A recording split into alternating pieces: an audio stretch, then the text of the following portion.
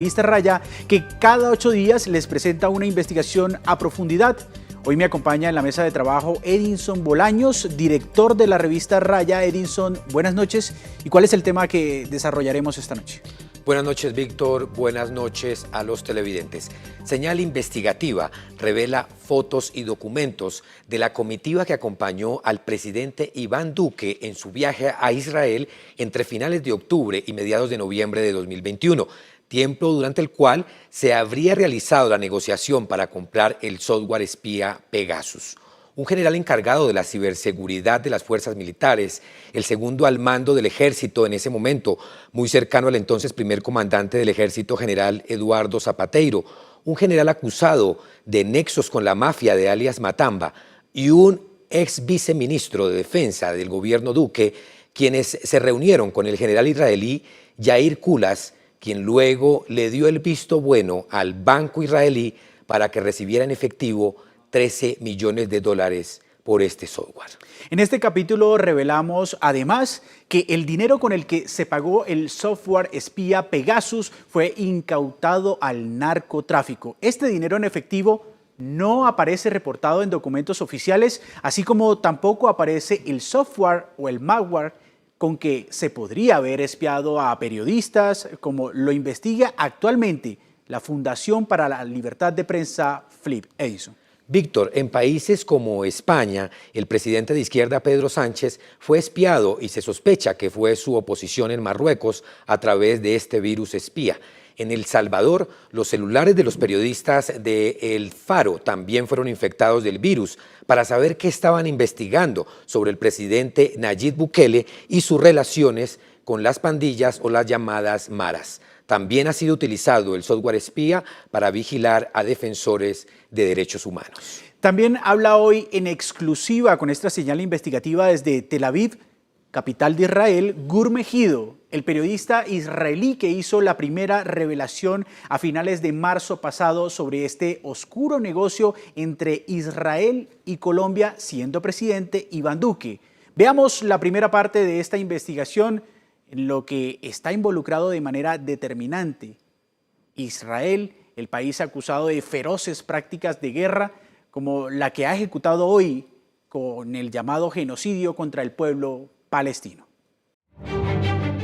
Esta es la fotografía que muestra la comitiva de generales y funcionarios del entonces presidente Iván Duque, los cuales llegaron a Tel Aviv, capital de Israel, a finales de octubre de 2021, con el propósito, según los funcionarios del Ministerio de Defensa consultados por señal investigativa, intercambiar conocimiento e información, como lo afirmaría el presidente Duque días más tarde.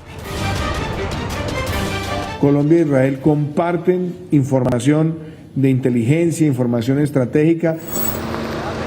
En concreto, buscaban fomentar las relaciones entre las Fuerzas Armadas de ambos países y hablar sobre soluciones tecnológicas a la vista para sus enemigos comunes, en este caso, Venezuela. Y es que la dictadura de Venezuela le quedan muy pocas horas. Después de ese viaje, en diciembre de 2021, se exhibió el nuevo sistema de monitoreo y vigilancia para la frontera norte con Venezuela. Un sistema que le costó al país $30 millones, es decir, más de 120.000 millones de pesos. Mientras la avanzada del presidente Duque adelantaba reuniones oficiales, al tiempo desarrolló otras reuniones secretas en las que, según asistentes a ese viaje, se habría concretado la compra clandestina del virus Pegasus. ¿Y por qué clandestina? Porque necesitaban legalizar además $13 millones que las autoridades colombianas le habían incautado al narcotráfico. Así lo confirmó el periodista Gur Megido desde Tel Aviv, quien en marzo pasado reveló una parte de este entramado en el periódico Haaretz de Israel. $13 millones en efectivo dentro de un jet privado. ¿Cómo pagó Colombia el software espía israelí? Entonces, el periodista israelí encontró que el general Yair Kulas, jefe de exportaciones del Ministerio de Defensa de Israel, había sido determinante para que el banco de ese país recibiera en efectivo los 13 millones de dólares del narco en poder del gobierno colombiano para comprar el software espía Pegasus. Estaba haciendo una investigación acerca de esta persona, Yair Kulas. Sabíamos que estaba involucrado en la promoción de venta de armas y de software de seguridad y defensa. Sabíamos que él estaba involucrado en ese tipo de negocios y sabíamos también que él estaba haciendo algunas cosas que eran cuestionables de alguna manera. Y una de estas historias que tuvo que ver con este negocio de 13 millones de dólares en efectivo, que llegó en un avión privado desde Tel Aviv. No sabemos desde dónde salió este avión, solamente sabemos que llegó, aterrizó en Tel Aviv y empezamos a investigar y hacer algunas preguntas en el Ministerio de Defensa, algunos antiguos miembros del Ministerio de Defensa y algunos activos dentro del Ministerio de Defensa y algunos oficiales de la Agencia de Seguridad Nacional. Y el resultado que tuvimos es que esta empresa NSO necesitaba ayuda para poder recibir este pago de 13 millones de dólares en efectivo. Varias fuentes pudieron confirmar que una organización gubernamental en Colombia fue la que efectuó el pago, pero no podemos poder certificar cuál es la autoridad colombiana que hizo el pago, que hizo la compra, pero de diferentes fuentes han podido confirmar que hay una fuente oficial del gobierno colombiano que fue la que hizo la compra y pagó los 13 millones de dólares. El valor es un valor alto, tiene significado, es un contrato grande. No es el contrato más grande de esta empresa, pero es grande. O sea, no es el más grande, pero no es el más pequeño tampoco. Es un pago de 13 millones de dólares. Esas reuniones se desarrollaron una semana antes del 7 de noviembre de 2021, cuando el presidente Duque llegaría a Israel. Entonces, el viceministro de Colombia, encargado de la estrategia y la planeación, Jairo García, se reunió con el general israelí Yair Kulas, como aparece en las fotografías. Los generales que acompañaron al viceministro García también viajaron en un avión comercial. Uno de ellos fue el brigadier general Juan Diego Sepúlveda, quien era el comandante del Comando Conjunto Cibernético de las Fuerzas Militares durante el gobierno de Duque. También asistió el general Carlos Iván Moreno Ojeda, quien era el segundo al mando del comandante del ejército Eduardo Zapateiro y su hombre de confianza. Meses más tarde, Moreno quedó encargado de la comandancia del ejército. Fortalecer la contundencia operacional en todo el territorio colombiano. Semanas antes de que el presidente Gustavo Petro tomara posesión, expresando su profunda enemistad con el primer mandatario. Y por eso dije aquel día, y no me retracto, que dejaré muchos zapateiros que trabajaron conmigo. El otro mando militar que acompañó ese viaje fue el general Wilson Neyit Chagüez, entonces jefe de operaciones conjuntas de las fuerzas militares, quien para ese momento ya estaba inmerso en el escándalo de las cifras falsas sobre erradicación de cultivos de coca en Colombia. El otro general con posibles nexos con Matamba, que está en el radar del ejército. Con esto pues vamos a mejorar nuestra imagen institucional. Meses después, a principios de 2022, el general Chagüez fue salpicado en el escándalo de alias Matamba, porque supuestamente recibía órdenes del general retirado Leonardo Barrero para frenar operaciones contra el narcotráfico de la banda criminal La Cordillera del Sur. Chagüez también acompañó la comitiva a Israel que habría comprado Pegasus. Hoy, Señal Investigativa confirma que la transacción en efectivo para la adquisición de Pegasus se efectuó en uno de los bancos más grandes y reconocidos de Israel, el Hapoalim. El periodista Gur Mejido así lo confirmó, pues desde el banco le respondieron que fue un visto bueno del general Yair Kulas, lo que permitió que recibieran la inusual cifra de 13 millones de dólares en efectivo. Yo pregunté, porque me preocupaba, como en muchos otros países, como hay muchas leyes de lavado de dinero, y como es un dinero tan grande, pues son 13 millones de dólares. La primera cosa que viene, la primera pregunta que es cómo hacemos para saber que este dinero es limpio. Y no proviene de una actividad ilegal. Una de las preguntas que se le hizo a las fuentes,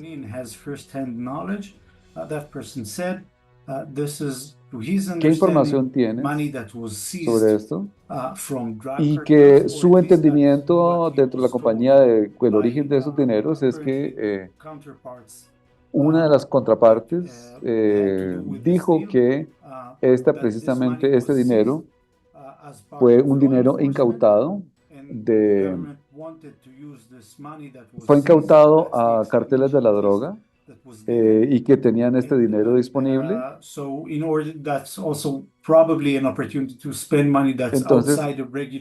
Entonces era una oportunidad para poder gastar un dinero que estaba por fuera de la red, que no era oficial. Entonces le hizo, para las autoridades israelíes tenía sentido el poder utilizar este dinero.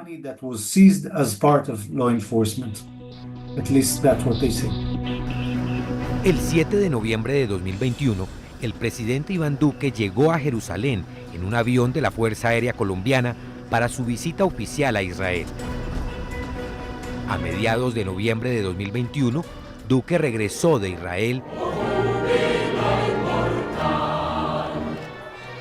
y desde entonces Pegasus llegó a Colombia con la capacidad de intervenir 2.600 líneas telefónicas. Of encryption and quite hard to hack.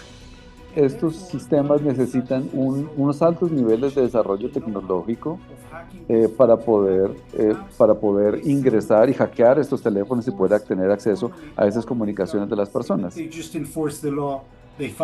Entonces todos estos gobiernos dicen que necesitan hacer sus investigaciones para hacer un tema legal, y por eso es que los gobiernos lo quieren comprar, pero también los periodistas hemos encontrado que hay muchos usos de esta tecnología que se puede utilizar de manera no ética. Normalmente cuando se trata de esta empresa NSO, hay muchas intenciones. Puede ser que sea una intención legítima o una ilegítima. El gobierno de Israel lo ha utilizado en el pasado y se ha utilizado también como una moneda diplomática para poder tener legitimidad. Y la exportación de esta tecnología está supervisada por el gobierno y el gobierno decide a quién se la vende y a quién no. Then the rival has an advantage. And that unique technology that si tú tienes una relación con el gobierno y su rival obtiene and I'm not sure that's still the case, este software, pues tiene una ventaja frente al otro, frente al oponente.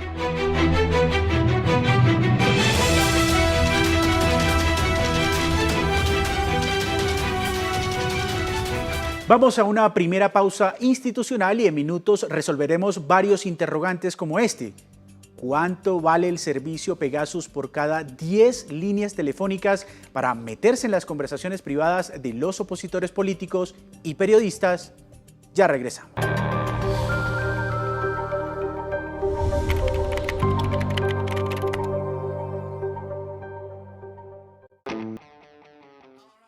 Comisión de Regulación de Comunicaciones. Cada rincón de Colombia cuenta. Cada centímetro de tierra debe ser conocido. Con el catastro multipropósito sabremos qué hay en cada uno de nuestros territorios. Conoceremos el tipo y uso de los suelos y la diversidad que nos rodea. Avanzaremos en la planificación del campo y la ciudad, contribuyendo a la transformación de un país equitativo, sostenible y en paz. En el Instituto Geográfico Agustín Codazzi construimos una geografía para la vida. Comisión de Regulación de Comunicaciones.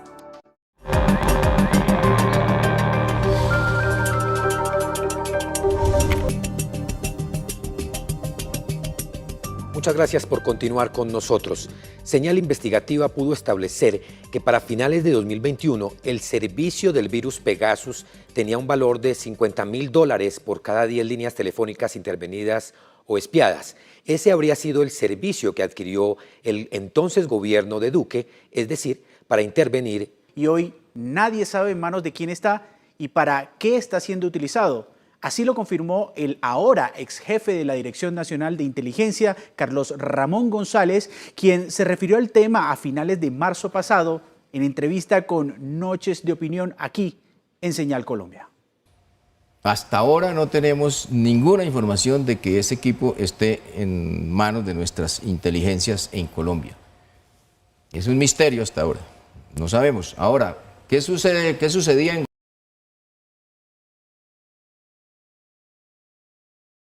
Pero para hacer este tipo de ilegalidades o cometer este tipo de acciones ilegales, pues se ubicaban equipos y personas por fuera de las entidades, se buscaban seguramente los presupuestos por otras vías y esas operaciones se hacían afuera. Es decir, no hacían parte, digamos, del funcionamiento normal de las inteligencias. Entonces tú vas a investigar seguramente la normalidad, la rutina de las actividades de estas fuerzas de inteligencia, no encuentras nada. Es posible que esté por allá afuera, escondido, que alguien lo tenga, no sabemos. Esa es la realidad. Señal Investigativa confirmó que la Fiscalía General de la Nación tiene hoy en su poder información valiosa sobre varios generales retirados, los cuales son llamados los generales criminales, señalados de planear la destrucción de la inteligencia del Estado colombiano. Esta información está siendo analizada por un grupo especializado de la Fiscalía. ¿Pero qué es Pegasus y para qué sirve? ¿Está Pegasus en manos de particulares o de generales retirados? ¿Qué tienen que ver el entonces ministro de Defensa Diego Molano y los generales del gobierno de Iván Duque? En el siguiente informe encontramos los escándalos de espionaje y el uso perverso en la política de este virus espía israelí. Pegasus es un software de espionaje y vigilancia creado por la compañía israelí NSO Group. El fabricante dice en su página web que Pegasus solo puede ser comprado por agencias gubernamentales y que ha servido para prevenir el terrorismo, carros bomba y desmantelar redes de pedofilia, tráfico sexual y de drogas, entre otras acciones ilegales. Pero en realidad ha sido usado para fines oscuros. En el mundo, Pegasus es más conocido como un spyware o programa espía, ya que es un virus que se instala en el celular o el computador de la víctima a través de un enlace que recibe en sus dispositivos. Su función, acceder a la información privada de las personas, llamadas, correos electrónicos, archivos y fotografías con localización. Datos que son enviados a terceros y habitualmente son utilizados en el campo político. El teléfono infectado con el virus Pegasus es un dispositivo controlado por los atacantes, ya que estos pueden activar a voluntad, por ejemplo, la cámara o el micrófono y vigilar reuniones y encuentros. El software Pegasus fue descubierto en agosto de 2016 por el poeta y activista de derechos humanos de Emiratos Árabes, Ahmed Mansour.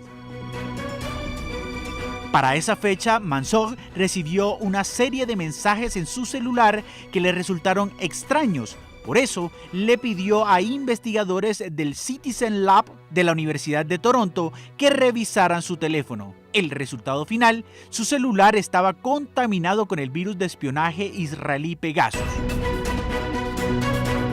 Ahmed Mansour fue detenido en marzo de 2017 y condenado a 10 años de prisión en Emiratos Árabes, según las autoridades de ese país, por haber menoscabado la reputación y los símbolos de ese país, incluidos sus líderes. Desde ese año, la ONG Amnistía Internacional ha exigido su liberación.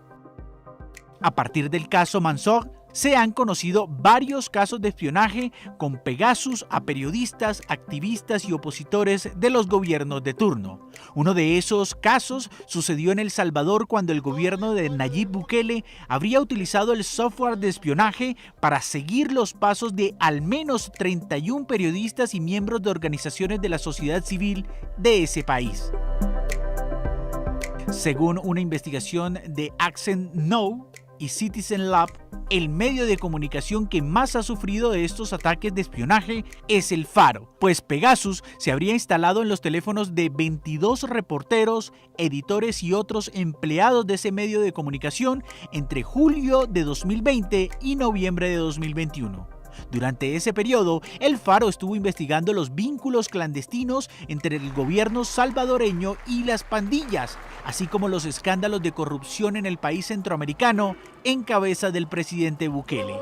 En España, otra investigación de la plataforma tecnológica Citizen Lab reveló que entre 2017 y 2020, 63 catalanes independentistas fueron espiados a través de sus celulares con Pegasus. Después de conocerse este espionaje, el presidente del gobierno español, Pedro Sánchez, también sufrió un ciberataque con el mismo virus. En abril de este año, es decir, hace 3 meses, el juez de la Audiencia Nacional, José Luis Calama, ordenó la reapertura del expediente en el que se investigaban estos espionajes tras recibir información de las autoridades francesas, las cuales pretenden averiguar quiénes están detrás de los seguimientos masivos, toda vez que la empresa NSO negó ser responsable de la infección de los teléfonos. Otros casos similares son investigados actualmente en distintas partes del mundo. Vamos a una segunda pausa institucional y al regreso le contamos la historia confusa de un magistrado de la Corte Constitucional que afirmó sin pruebas a la vista estar chuzado. Una alerta con el país.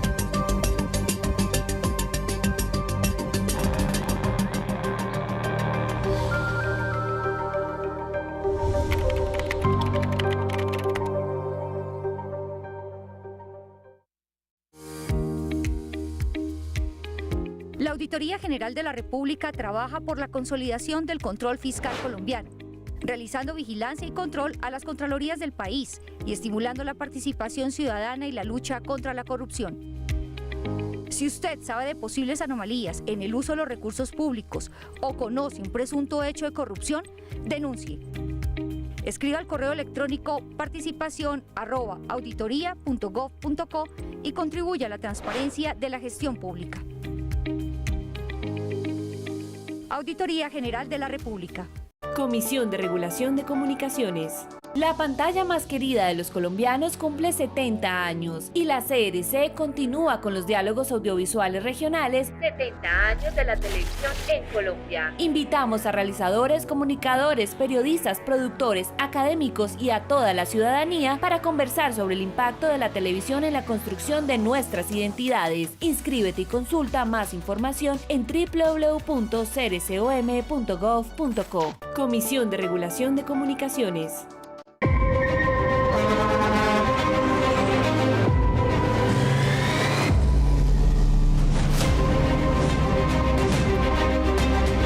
Vamos a tener la posibilidad de imaginar unos futuros posibles, hermosos. Bienvenidos y bienvenidas al primer encuentro regional para el fortalecimiento de la ley de cultura.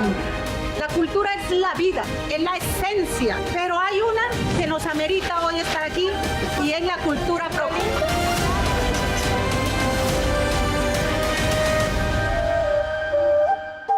Suma tu voz y participa en la Ley de Cultura.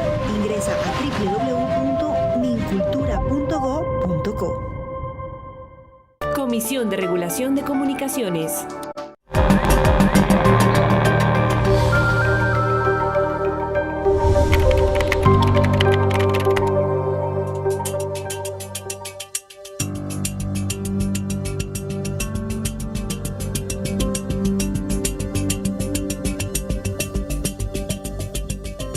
Hace un mes, el magistrado y vicepresidente de la Corte Constitucional, Jorge Enrique Ibáñez, envió un mensaje de texto a todos sus contactos en el que advertía que su teléfono estaba siendo intervenido por órganos del Estado. Ese mensaje se filtró a Caracol Radio y la noticia se magnificó en cuestión de minutos. Luego de esa afirmación, se efectuó un debate de control político en el Congreso de la República, liderado por el senador David Luna, pero sin mostrar evidencias de lo que varios medios de comunicación titularon el regreso de las chuzadas. Hoy, Señal Investigativa revela que la Fiscalía no ha encontrado evidencia sobre estas afirmaciones y evidencia una cortina de humo para ocultar la verdadera existencia de Pegasus en Colombia. La Fiscalía General de la Nación no ha encontrado, después de un proceso de verificación, ningún indicio o prueba que demuestre que magistrados de la Corte Constitucional o su círculo cercano hayan sido interceptados ilegalmente o chuzados, como se conoció públicamente hace un mes. Hasta el momento, la denuncia sería falsa. La alerta sobre las supuestas chuzadas en la Corte Constitucional empezó en privado, pero pronto se convirtió en un escándalo nacional e internacional. Integral. El magistrado Jorge Enrique Ibáñez, vicepresidente de la Corte Constitucional, elegido y posesionado durante el gobierno Duque, Felicitaciones. aseguró en un mensaje de WhatsApp que envió a todos sus contactos que su teléfono estaba intervenido. Ese mensaje se filtró el 15 de junio a algunos medios como Caracol Radio y, según fuentes de la Alta Corte consultadas por Señal Investigativa, ese hecho causó molestias entre varios magistrados. Acabamos de confirmar una situación extremadamente delicada aquí en Caracol Radio, extremadamente delicada, como les decimos. Un miembro de una de las altas cortes de este país, un destacado magistrado, hizo llegar un mensaje muy preocupante, muy desalentador a algunos de sus contactos a través de WhatsApp. El mensaje lo tenemos en nuestro poder. Dice lo siguiente: me permito informar que este teléfono y este chat han sido intervenidos ilegalmente por los órganos de inteligencia del Estado. Les aclaro, son las palabras del magistrado contestándole a algunos amigos, a algunos allegados a través de su chat. No es algo que se haya reenviado, lo escribe el magistrado. Sus propios colegas, que lo consideran el más conservador de la plenaria, le han reclamado pruebas de sus afirmaciones sobre posibles chuzadas. Sin embargo, hasta ahora se ha limitado a decir que las tiene la Fiscalía, mismo órgano que, como revelamos, hasta ahora no ha encontrado asidero sobre el escándalo del magistrado Ibáñez. Una grave afectación del orden público. El tema de las chuzadas se presentó primero como un rumor. Una carta que se suponía reservada terminó en manos de un medio de comunicación que tituló Magistrados chuzados. En el documento fechado del 14 de junio, dirigido al presidente de la Corte Constitucional, José Fernando Reyes, el magistrado Ibáñez aseguró que su teléfono estaba siendo intervenido y que eso obedecía a operaciones de órganos de inteligencia oficial, es decir, de la Dirección Nacional de Inteligencia DNI. Ni procedimientos. Su director sería sometido días después, coincidencialmente, a un debate de control político sobre supuestas interceptaciones ilegales.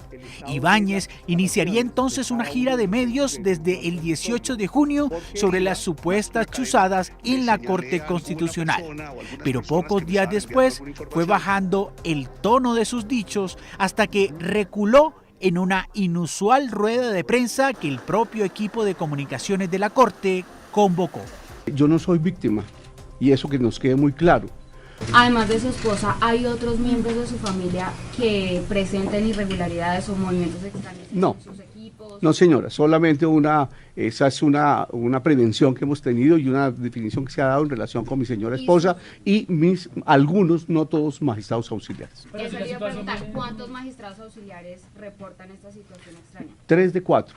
Sin embargo, no es cierto que otros magistrados, como lo verificó Señal Investigativa, hayan presentado fallas cibernéticas por las que se consideren chuzados. A uno le puede intervenir hoy en 5 minutos, puede intervenir solamente un teléfono que ya no es solamente de voz, sino de datos, y extraer una información y ya, dejaron de intervenirlo. Ahora no hablo de chuzadas, sino de un virus. A menos que coloquen un virus, por ejemplo, un virus espía que se queda ahí incorporado, en cuyo caso, hasta tanto uno retire el virus espía, entonces pues desaparece la actuación. E insistió. Vuelvo a insistirle con todo respeto, ni soy víctima ni soy afectado. Yo no veo, y aquí yo no formulé no di ninguna información en el sentido de que el gobierno, conformado por esos funcionarios, esté adelantando este tipo de actuaciones. Recordemos su mensaje inicial. Han sido intervenidos ilegalmente por los órganos de inteligencia del Estado. Les aclaro, son las palabras del magistrado contestándole a algunos amigos, a algunos allegados a través de su chat. No es algo que se haya reenviado, lo escribe el magistrado. En la misma rueda de prensa, el magistrado Ibáñez recordó que en 2019 también denunció un hecho similar. No es la primera vez que ocurre una situación parecida. Además, en otra ocasión no solamente fui objeto de intervenciones, sino que fui objeto de seguimientos. Y en esas oportunidades las puse en conocimiento de las autoridades correspondientes, investigaron. Lo que el magistrado Jorge Enrique Ibáñez no dejó claro en esa rueda de prensa es que hace 5 años la Fiscalía tampoco encontró elementos o pruebas que demuestren que él o su círculo cercano estuvieran siendo interceptados o perseguidos por organismos del Estado. Ibáñez es recordado también por sus posiciones radicales en contra de la despenalización del aborto y por su fallida iniciativa de tumbar la ley de paz total del gobierno Petro. Señal Investigativa consultó al magistrado Jorge Enrique Ibáñez, vicepresidente de la Corte Constitucional, sobre la posibilidad de que esta noticia sea falsa. Respondió en un mensaje de texto que, según le informó la Fiscalía, el caso aún está en indagación y que por eso nuestra información no tenía sustento. Sin embargo, estamos en la capacidad de reiterar que la Fiscalía, confirmaron nuestras fuentes, no ha encontrado ningún indicio de chuzadas y que por ahora su alerta, nuevamente como en 2019, sería falsa. Por otro lado, Edison y televidentes, como señalamos al inicio de este programa, la Fundación para la Libertad de Prensa, FLIP, está investigando si celulares de periodistas han sido infectados con el virus Pegasus en Colombia. Su director, Jonathan Bock, habló sobre la gravedad de que Pegasus esté en Colombia desde finales de 2021. Pegasus es un arma de vigilancia sumamente potente y desafortunadamente efectiva. Por su tecnología cero clic, no hace falta que la persona que tiene un equipo infectado acceda a algún enlace, sino que inmediatamente toda la información que hay en su dispositivo termina siendo objeto de quien está vigilando a la persona. Esto, por supuesto, supone que toda la información, no solamente la profesional, sino también la personal, quede en manos de terceros. En América Latina hay abultada evidencia del uso de Pegasus en contra de periodistas y de defensores de derechos humanos. Sin embargo, la impunidad es total. No se sabe en qué condiciones se termina adquiriendo esta herramienta, cuáles son las agencias de inteligencia del Estado que lo están utilizando y cuál es el alcance que ha tenido también durante varios años en el uso de esta arma de vigilancia. En Colombia es un contexto donde la vigilancia contra periodistas y contra defensores de derechos humanos también ha sido prolongada durante los últimos 3 décadas. Y aquí también tenemos una impunidad absoluta en estos casos. Lo que podemos saber hasta el momento del uso de Pegasus es hasta ahora la punta del iceberg. No tenemos una información abultada que permita saber también cuáles son estas condiciones en las que se utilizó. Sin embargo, solamente el hecho de que se sepa que esta herramienta ha sido comprada por agencias colombianas y que ha sido utilizada en otros países en contra de periodistas genera un efecto intimidador, porque las consecuencias de la vigilancia contra periodistas son devastadoras, no solamente en lo personal, sino en lo colectivo también, que termina impidiendo que la persona, el periodista, pueda hacer su trabajo de la mejor manera, pueda proteger a sus fuentes y pueda proteger la información que tiene en el momento en el que está realizando alguna investigación. Vamos ahora a ver en pantalla la línea de tiempo de cómo empezó la narrativa de que las chuzadas supuestamente habían regresado a Colombia. Lo misterioso, Víctor, es que lo primero que empezó a circular fue la investigación revelada por el periódico israelí Haaretz. Este confirmó que sí hubo una transacción de $13 millones del gobierno colombiano, en ese momento en cabeza de Iván Duque, para adquirir el virus Pegasus. Después, el 15 de junio pasado, las noticias nacionales del supuesto regreso de las chuzadas empezaron a abundar. Entonces, el magistrado Jorge Enrique Ibáñez había enviado horas antes un mensaje masivo desde su teléfono advirtiendo que este estaba siendo intervenido por órganos del Estado. Ese mensaje lo destacaron reiteradamente algunos medios de comunicación como un hecho cierto. Posteriormente, el 18 de junio, la oposición al gobierno de Gustavo Petro en el Congreso de la República, representada por el senador David Luna, citó a un debate de control político al jefe de la Dirección Nacional de Inteligencia de entonces, Carlos Ramón González, afirmando que supuestamente sus comunicaciones también estaban siendo interceptadas. Sin embargo, no mostró evidencias. Luego, el 22 de junio, la revista Semana tituló, comillas, magistrados chuzados, afirmando que era una carta que el mismo magistrado Ibáñez había entregado al presidente de la Corte Constitucional. Sin embargo, tampoco se mostraron pruebas de tales afirmaciones. Luego, el 26 de junio, el magistrado Ibáñez citó a una rueda de prensa y afirmó que él no era víctima de chuzadas, que solo había puesto en conocimiento de las autoridades algunas situaciones que consideraba anómalas. Ese mismo 26 de junio, la Dirección Nacional de Inteligencia DNI confirmó que Pegasus no estaba en poder del Estado colombiano y que todo indicaba que militares retirados estaban detrás de un propósito que era desestabilizar el gobierno del presidente Gustavo Petro. Una línea de tiempo que deja en el ambiente la idea de que el regreso de las chuzadas sí es probable, pero a través de Pegasus. La cuestión es que no se sabe en manos de quién está hoy este virus, ya que nunca fue legalizado para estar en poder del Estado colombiano. Justamente sobre ese supuesto regreso de las chuzadas, le preguntamos a un reconocido expresidente de la Corte Suprema de Justicia, quien sí fue víctima, junto con su familia, de esta práctica que se ejecutó probadamente por la justicia en el gobierno de Álvaro Uribe Vélez. Veamos la conversación de Víctor Ballestas con el exmagistrado César Julio Valencia Copete. Hoy nos acompaña el exmagistrado César Julio Valencia Copete, expresidente de la Corte Suprema de Justicia. De antemano, muchas gracias por concedernos este espacio. Muchas gracias a ustedes.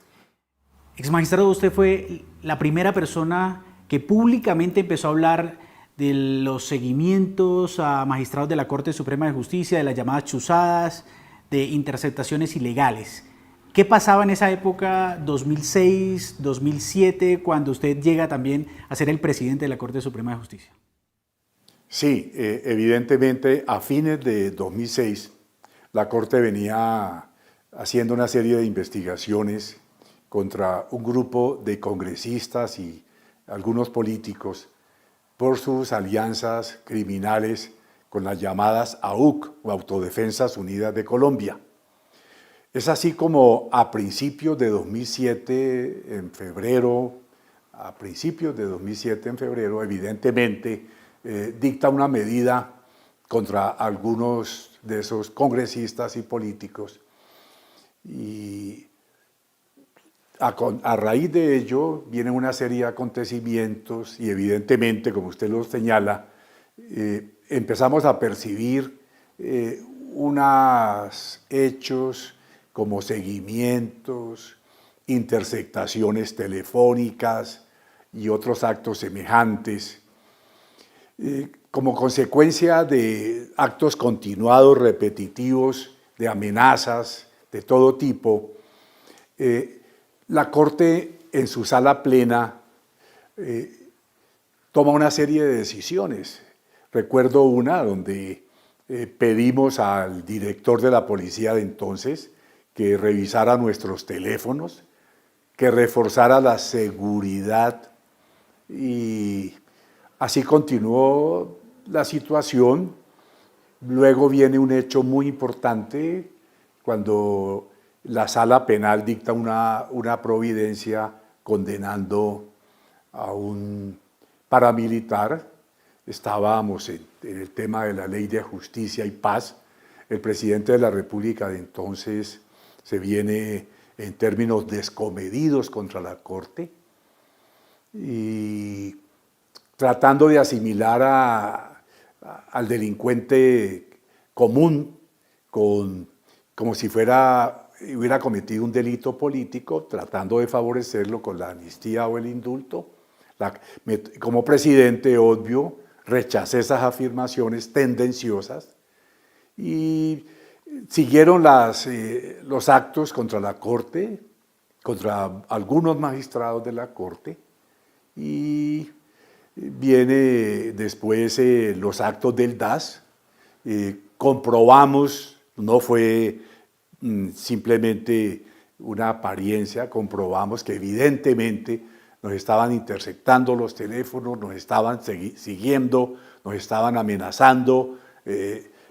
Algunos magistrados, como quien le habla en privado, íbamos a algún sitio y éramos materia de ofensa.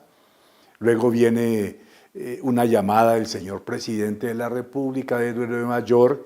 Eso acrecienta más la discusión. Que en su momento era Álvaro Uribe Vélez. Sí, señor, era él. Había un problema con su primo, porque la Corte tomó otra medida contra él, abrió investigación formal, y hasta que pudimos percibir que evidentemente, sin duda, sin ningún asomo de duda, nuestros teléfonos estaban interceptados. Eso se lo comuniqué yo a la sala penal. La sala penal citó al fiscal general de la Nación, se formuló la respectiva denuncia penal, vino la investigación contra altos funcionarios del DAS, su directora, el secretario general de la presidencia, un doctor Bernardo Moreno. Bueno, al fin de cuentas todo era tan cierto, real, no era mera imaginación, que la Corte Suprema de Justicia, en una sentencia de fines de abril de 2015, condenó a la directora del DAS y al señor Bernardo Moreno, los condenó a una penas privativas de la libertad, entre otros delitos, por violación ilícita de comunicaciones. ¿Cómo logra uno probar hace 17 años que estaba siendo interceptado? Sobre todo eso porque los seguimientos eran evidentes en esa época. ¿Cómo prueba uno eso? Sí, las interceptaciones se probaron porque evidentemente cuando nosotros escuchábamos una serie de ruidos, cuando un familiar llamaba, contestaban de otro lugar, porque cada vez que nosotros nos dirigíamos a un sitio, percibíamos, seguramente como consecuencia de la interceptación de nuestros teléfonos, que nos estaban siguiendo. Hay una columna de un conocido periodista, el señor Daniel Coronel, donde, por ejemplo, en una columna que recuerdo, su título se llama Aló Presidente, recuerdo muy bien, señala cómo cada vez que, por ejemplo, yo me movía de un sitio a otro, me estaban siguiendo con nombres, dan los nombres de 2 o 3 detectives del DAS. Eso para darle uno de los muchos ejemplos que usted me está solicitando. En ese contexto usted se vuelve el enemigo público del presidente de la época, Álvaro Uribe Vélez, y la gente de pronto no sabe, para usted, ¿qué le molestó más? ¿Las decisiones de la Corte sobre el tema de parapolítica o las decisiones puntuales sobre su primo Mario Uribe? Yo creo que ambas cosas. Ambas cosas. Primero, pues, de conocimiento público la injerencia del paramilitarismo en el Congreso. Eso le molestó porque, pues, no sé si era una coincidencia, pero la mayoría de los aliados de la SAUD eran del partido de gobierno. Y en segundo lugar, también, desde luego, el parentesco con Mario Uribe. Y él además lo dijo, que lo sentía mucho como familiar. Yo creo que el tema de Mario Uribe incidió muchísimo en ese hecho, pero también, insisto, el tema del paramilitarismo, que en algunas regiones del país había apoyado al partido de gobierno, como es de conocimiento público. ¿Qué pasó con usted a nivel personal, a nivel de su familia, cuando usted se enfrenta, digamos, a una persona que tiene el 80% de aprobación de la gente? ¿Qué pasaba en la calle? ¿Cuál fue el día que sintió ese miedo, no solo por usted, sino por su hija, que también fue víctima en este caso? Sí, es cierto. Fue una situación personal muy complicada. Salir a la calle se volvió un problema. Era víctima de insultos en la calle. De eso dan cuenta varias personas. Una vez estaba con un magistrado del Tribunal de Cali y le tocó defenderme. Una vez con mi hija me dirigía en un centro comercial, nos empujaron, no hacía mi vida regular, procuraba no salir, repito, nos insultaban, al punto que ante esos hechos, y yo no lo pedí, lo pidió un organismo independiente y dos organismos internacionales. Por esos hechos, la Comisión Interamericana de Derechos Humanos me brindó medidas cautelares para proteger mi vida y mi integridad personal. Por ejemplo, siempre se ha dicho, pues el desaparecido Daza hacía parte de, digamos, de la presidencia de la República y ya hay personas condenadas por ese proceso, cercanas al expresidente, pero al expresidente por ese tema nunca lo han tocado. Y la gente se pregunta, en esa época, ¿quién dio la orden para usted? Es una pregunta compleja, pero quiero decirle, no con mis palabras, sino con las palabras de la Fiscalía General de la Nación. En la resolución de acusación y de la Corte Suprema de Justicia, dicen, y repito, casi que puedo poner entre comillas, que esas órdenes venían de Presidencia de la República. Y tanto así que en uno de los apartes, recuerdo muy bien, decían que María del Pilar Hurtado, pues ella no actuaba por un interés personal y la Corte y la Fiscalía dicen de Presidencia de la Presidencia de la República. Hasta donde, pero que haya una imputación, insisto, o hago ver que pues, el DAT depende de la Presidencia de la República, está escrito, pero ya serán los jueces o la Fiscalía los que determinarán ya la responsabilidad personal del presidente de turno, le corresponde a ellos. Lo que sí es claro es que el grupo cercano, eso no estoy diciendo nada nuevo ni me lo estoy inventando, el grupo cercano al presidente, muchas personas están condenadas por ese hecho y otros semejantes.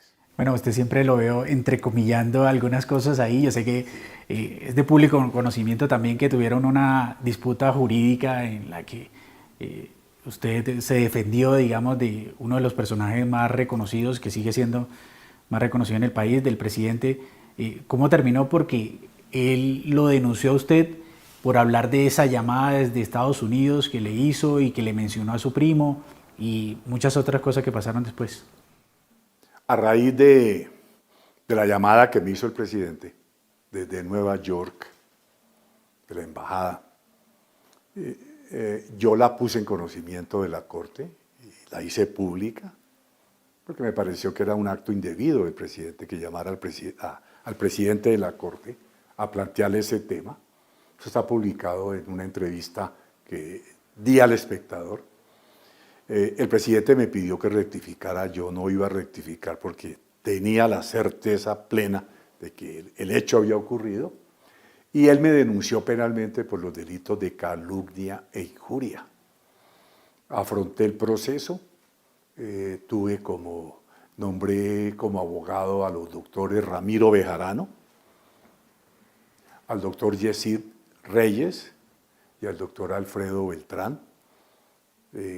Asumimos nuestra defensa, planteamos las pruebas, se recogieron las pruebas, hubo un debate probatorio y me citaron a conciliación. Yo no concilié, yo me sometí al debate y todo terminó felizmente para mí porque la comisión de acusaciones me absolvió y se inhibió de cualquier investigación contra quien está hablando. Siempre le he escuchado durante todo este tiempo, han pasado ya 17 años más o menos, y usted siempre ha dicho, yo tengo las pruebas de todo lo que me sucedió y lo que le sucedió a mis colegas de la época en la Corte Suprema. Trayéndolo nuevamente a este tiempo, se comienza a hablar, incluso desde el año pasado le escuchaba al fiscal Barbosa decir, volvieron las chuzadas, y recientemente escuchamos a un magistrado de la Corte Constitucional diciendo que lo habían chuzado.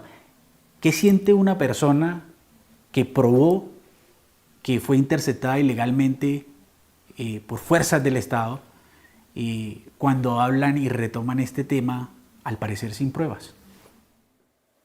Sí, uno escucha que últimamente algunas personas dicen estar interceptadas o como se dice, chuzadas.